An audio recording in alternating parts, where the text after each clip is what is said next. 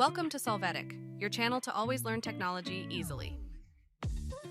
Below in the description, you will find useful links we used in this video.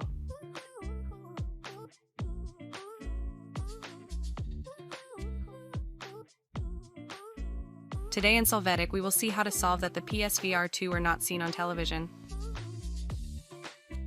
The first thing you should do is check if you have selected the correct input on your television. For example, sometimes we have several HDMI inputs on our television, and we do not select the one that corresponds to our console. Also check that you have connected the VR2 headset correctly. You can try unplugging everything and plugging it back in. Also try putting the helmet on and taking it off a few times to reconfigure the position. Another connection that you should check is the one at the top of your VR2 helmet. Sometimes it can come loose, so check that it is well connected. If the connection is correct, we can try to restart our console. To do this, open the main context menu with the PS button on the controller, and in the power options, select Restart PS5.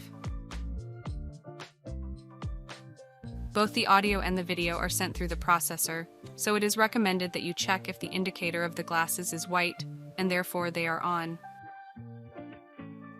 We are also going to check that we have our console well updated. To find out how to do it, you can visit the link above.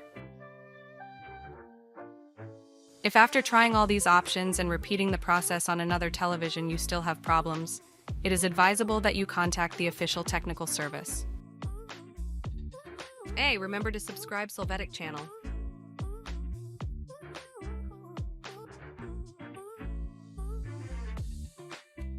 We hope it has been helpful for you. Here are links to watch more videos of your interest and subscribe to the Solvetic channel. Thank you.